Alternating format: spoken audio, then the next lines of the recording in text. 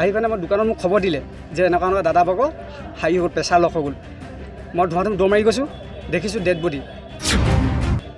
আমি ভাবিছোঁ প্ৰেছাৰ হৈ আছিলে বুলি, পিছত দেখিছোঁ আমি কাণ এখন ছিগি আছে।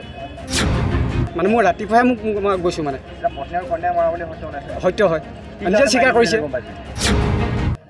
তেখেতলোক এতিয়া ঘৰতে আছিলে। মই যেতিয়া মানে 8:30 বজাত সোমাইছিলোঁ, তেতিয়া মই ভাত পানী খাই আহিছিলোঁ। প্ৰথম দিনাখনৰ ঘটনা, যিটো মানে ডেড বডি হৈছিলে। তেতিয়া মই খাই মেলি আহি শুই গ'লোঁ।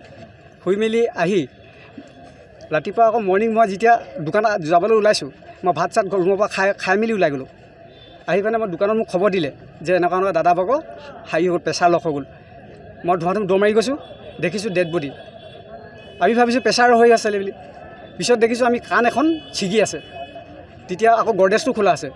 তেতিয়া আমি ভাবিলোঁ কিবা এটা ডকাইত চকাইত হ'ব পাৰে হয়তো, নহ'লে হেৰি প্ৰেছাৰ হ'লেতো কেতিয়াও কাণখন নিছিগে। তেতিয়া আমি ওপৰলৈ ভাবিলে থানাত খবৰ দিওঁ বুলি। দাদা হয়। ধৰা পৰিছে। মই সেইটো টাইমত মোক চাৰে মোক বেলেগ হেৰি দাইদেউহঁতৰ ঘৰত থৈ দিলে। মানে মোৰ ৰাতিপুৱাহে মই গৈছোঁ মানে সত্য হয়, নিজে স্বীকাৰ কৰিছে। এইটো এতিয়া মই কেনেকৈ ক'ম এতিয়া সিহঁতৰ ভিতৰৰ কথা দিয়া, মই ইমান ভালকৈ পাৰ্চনেলি মোক নকয় ন কথাবিলাক।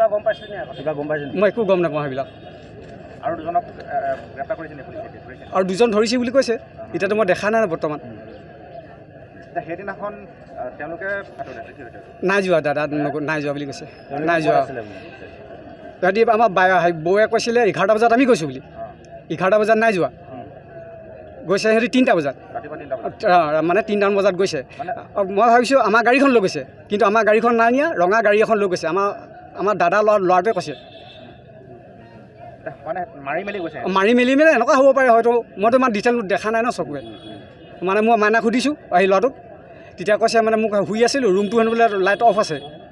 তেতিয়া মোক ধুমাধুম গাড়ীত উঠালে বুলি কৈছে। কাম কৰা ছোৱালীজনী আছিলে, এইটো ৰুমত আছিলে, বেলেগ ৰুমত আছে। তাই গম নাপালে, মানে গমেই নাপালে। সেইটো গম নাপাওঁ নহয়। এতিয়া পোষ্টমৰ্টমত আমি ধৰা পৰিলে এতিয়া গম পাম। ভাই হয়। যিকোনো খবৰৰ বাবে যোগাযোগ কৰক 7099017330 লগতে 7099017110 নম্বৰত।